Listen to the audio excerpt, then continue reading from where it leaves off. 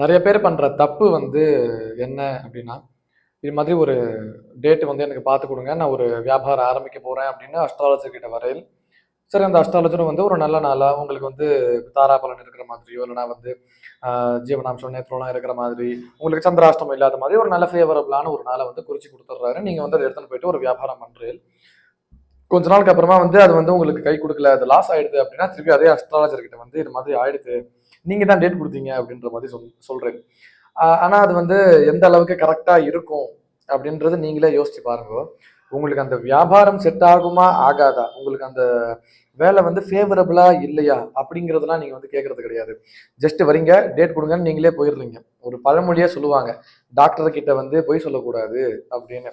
So doctor மாதிரி தான் அஸ்ட்ராலஜியும், டாக்டருக்கும் மேல ஒரு படி. ஏன்னா இது வந்து ஃபியூச்சரையும் வந்து சொல்றோம் அப்படின்றதுனால நீங்க வந்து நம்ம என்னதான் டிசைட் பண்ணி வந்திருந்தாலும் ஒரு சஜஷன் அஸ்ட்ராலஜர் கிட்ட கேட்கறது அப்படிங்கிறது வந்து நல்ல விஷயம்.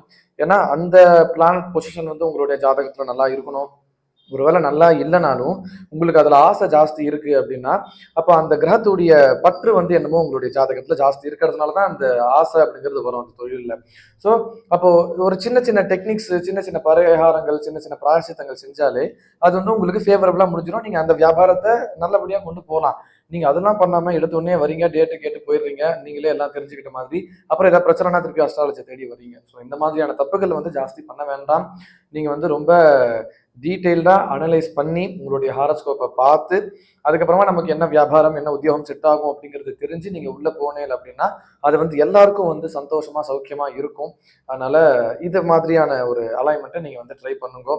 மேற்கொண்டு நிறைய ஜோதிட ஆலோசனைக்கு நீங்க வந்து நம்மகிட்ட அப்பாயின்மெண்ட் வாங்கிட்டு நம்ம கிட்ட பேசலாம். நேர்ல வரவங்களும் நேர்ல வரலாம். நம்ம ஆஃபீஸ் வந்து திருவள்ளூர் மாவட்டம் திருநின்றவூர் என்ற ஊரில் ஸ்ரீகோகுலம் ஜோதிட நிலையம்ன்ற பேர்ல வந்து ஆஃபீஸ் போயிட்டு இருக்கு. ஸோ ரெகுலரா இங்க ஜனங்க வராங்க. அதே மாதிரி ஆன்லைன்ல நிறைய பேர் பார்த்துட்டு வராங்கன்றதுனால நீங்க வந்து இதுல ஒருத்தரா கூட வந்து நம்ம கிட்ட வந்து கன்சல்டேஷன் எடுத்துக்கலாம். ஸோ உங்களுக்கு ஒரு நல்ல கைடன்ஸா இருந்து நிறைய நல்ல விஷயங்களை சொல்லி அனுப்புவோன்றது சுவாமியுடைய என்னுடைய பிரார்த்தனை, சுவாமி சங்கல்பம். நன்றி, நமஸ்காரம்.